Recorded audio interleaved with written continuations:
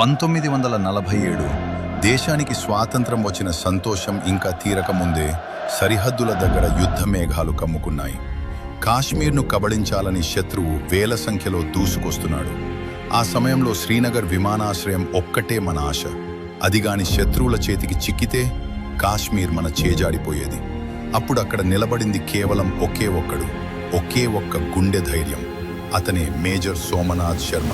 యుద్ధం మొదలయ్యే సమయానికి సోమనాథ్ శర్మ ఎడమ చేతికి తీవ్రమైన గాయం ఉంది. డాక్టర్లు విశ్రాంతి తీసుకోమన్నారు. కానీ ఆయన ఏమన్నారో తెలుసా? నా సైనికులు యుద్ధానికి వెళ్తుంటే నేనిక్కడ పడుకోలేను అని అన్నారు. కేవలం 24 ఏళ్ల వయసులో విరిగిన చేత్తోనే రణరంగానికి వెళ్లారు. శత్రువులు 700 మంది ఉంటే మన సైనికులు కేవలం 50 మందే ఉన్నారు. అంతులేని కాల్పులు, గాలిలో కేవలం వెతుకుతున్న బుల్లెట్లు తప్ప ఏమీ కనిపించడం లేదు.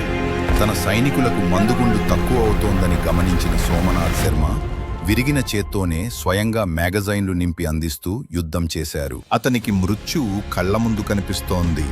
శత్రువు కేవలం 50 గజాల దూరంలో ఉన్నాడు. అప్పుడు హెడ్ క్వార్టర్స్కు ఆయన పంపిన ఆఖరి సందేశం నేటికీ చరిత్రలో నిలిచిపోయింది. శత్రువులు మనకు చాలా దగ్గరగా వచ్చేశారు. మా సంఖ్య చాలా తక్కువ. మాపై భీకరమైన కాల్పులు జరుగుతున్నాయి. కానీ నేను ఒక్క అంగుళం కూడా వెనక్కి తగ్గను. నా ఆఖరి సైనికుడు, నా ఆఖరి బుల్లెట్ ఉన్నంత వరకు పోరాడుతూనే ఉంటాను. ఆ సందేశం పంపిన కొద్దిసేపటికే ఒక భారీ పేలుడు సంభవించింది. ఆ భయంకరమైన విస్ఫోటనంలో భారతావని ముద్దు బిడ్డ నేల కొరిగారు. ఆయన ప్రాణాలర్పించారు. కానీ శత్రువును మాత్రం ముందుకు రానివ్వలేదు.